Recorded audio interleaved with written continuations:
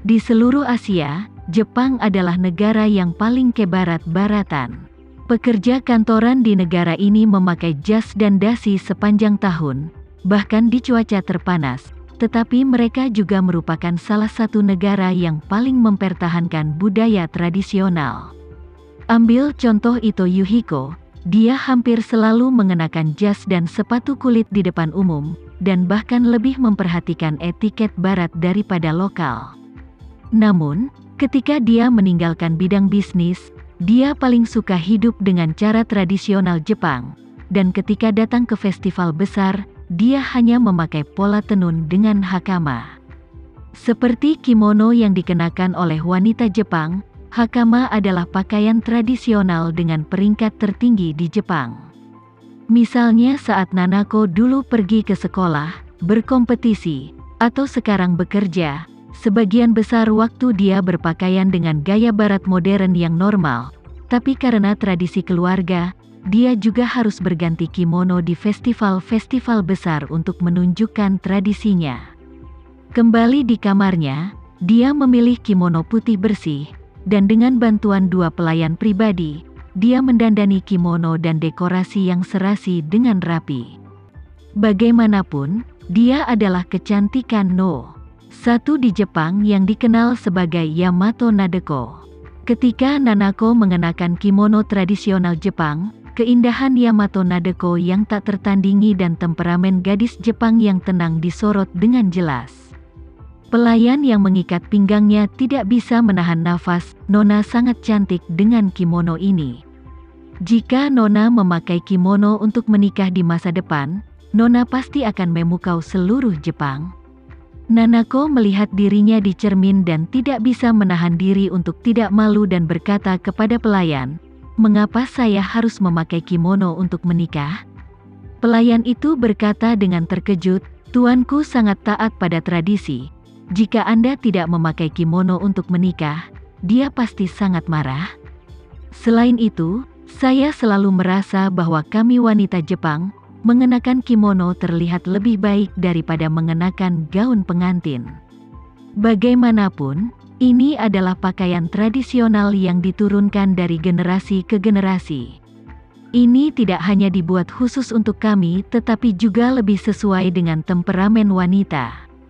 Nanako sedikit tersipu dan berkata, "Kamu tahu di Indonesia ada gaun pengantin yang juga sangat indah."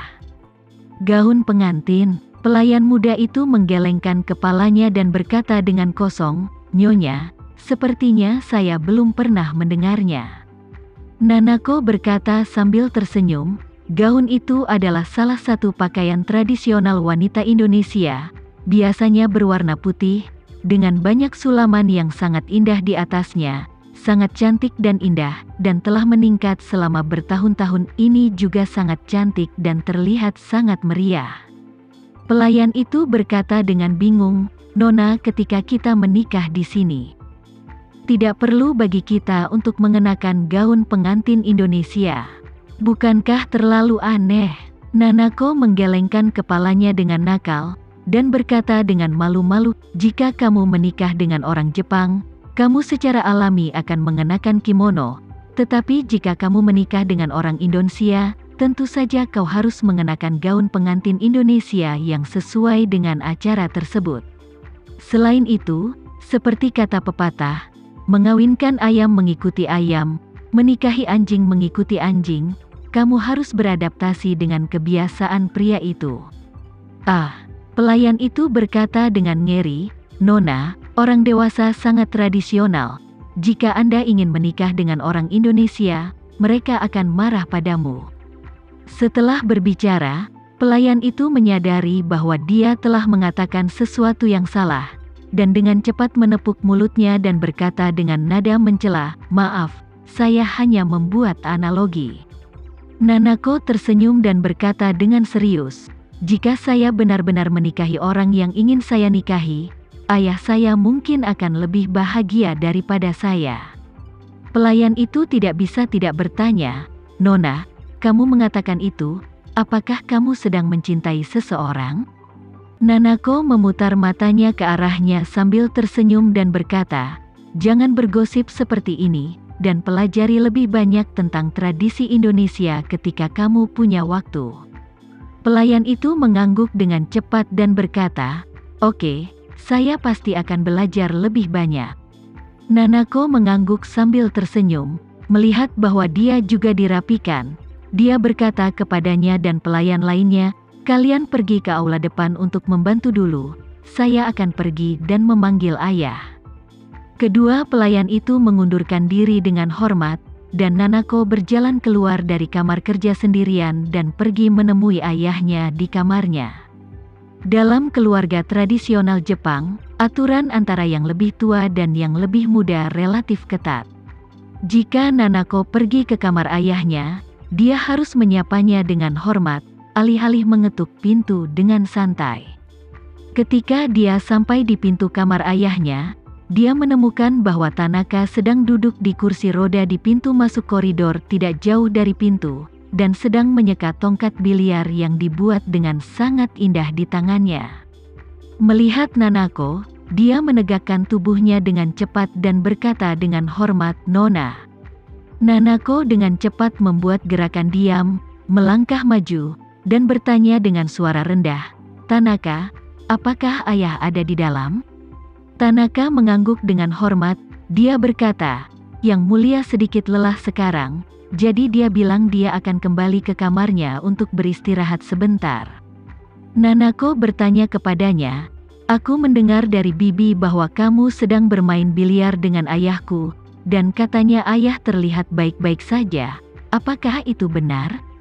Tanaka berkata dengan senyum masam, "Awalnya baik-baik saja, tapi di tengah permainan dia tiba-tiba mengatakan bahwa dia terlihat seperti orang bodoh berlari mengelilingi meja dengan kursi roda listrik, jadi dia tidak ingin melanjutkan."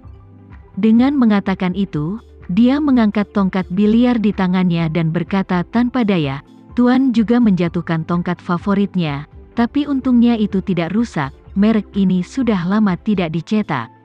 Nanako dengan lembut mengetuk, mengangguk, dan menghela nafas. Ayah telah menjadi orang tua yang aneh dengan temperamen yang aneh sekarang, tapi dia baru berusia 50 tahun hari ini. Dia tahu ayahnya, yang sangat keras kepala dan tangguh, memiliki harga diri yang tinggi. Dia dikenal oleh semua orang di Jepang dan bahkan dianggap sebagai idola yang menginspirasi oleh banyak orang. Dia seorang diri membangun keluarga itu menjadi salah satu keluarga top di Jepang, dan usia 50 juga usia pertarungan. Awalnya, dia harus memberikan permainan penuh untuk ambisinya. Pada usia ini, tetapi tiba-tiba kehilangan kedua kakinya, menjadi orang cacat yang perlu dirawat di rumah, dan harus bergantung pada kursi roda untuk pergi keluar. Sekarang sepertinya celah di hatinya akan sulit diisi dalam 3 hingga 5 tahun. Jadi, dia berkata kepada Tanaka, "Tanaka, tolong datang ke rumah besok dengan kerja keras dari pembuat meja bola, dan biarkan mereka melihat apakah ada cara untuk meningkatkan tabel agar lebih cocok untuk situasi ayah saat ini. Misalnya, ketinggian meja harus disesuaikan semaksimal mungkin, dan kaki penyangga meja harus ditarik sebanyak mungkin untuk menghindari benturan dengan kursi roda." Dengan itu, dia buru-buru menambahkan, "Ngomong-ngomong, saya juga akan membuat janji dengan produsen kursi roda listrik.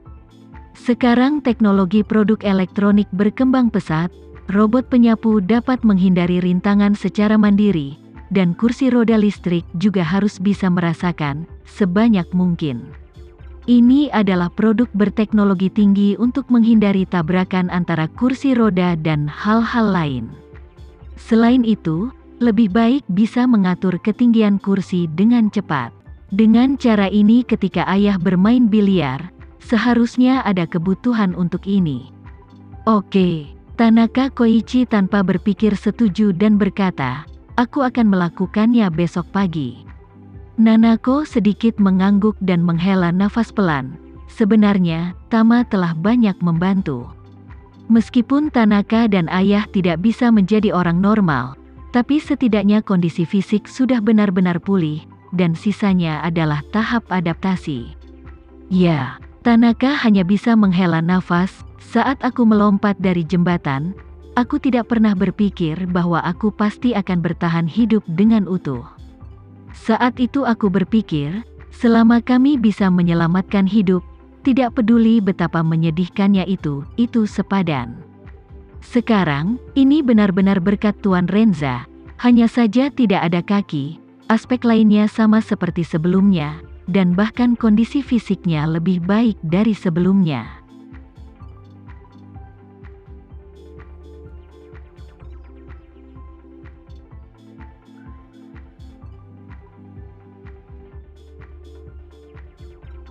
Sekian dulu ya video kali ini, kita lanjutkan lagi videonya di lain waktu.